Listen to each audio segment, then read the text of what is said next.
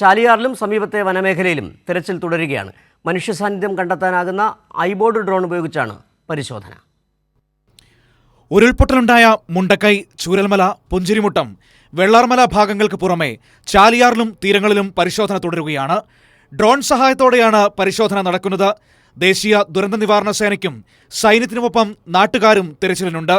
ചാലിയാറിൽ നടത്തിയ തെരച്ചിലിൽ കഴിഞ്ഞ ദിവസവും 3 മൃതദേഹങ്ങളും 13 ശരീരഭാഗങ്ങളും കണ്ടെത്തിയിരുന്നു.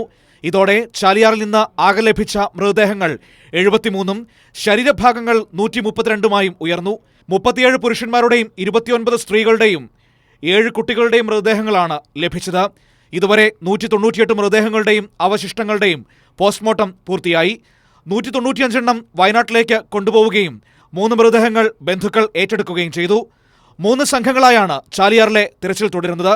സൂചിപ്പാറ വെള്ളച്ചാട്ടം, മുണ്ടേരി, വാണിയമ്പുഴ മേഖലകൾ കേന്ദ്രീകരിച്ചാണ് തെരച്ചിൽ. കൈരളി ന്യൂസ്, മലപ്പുറം.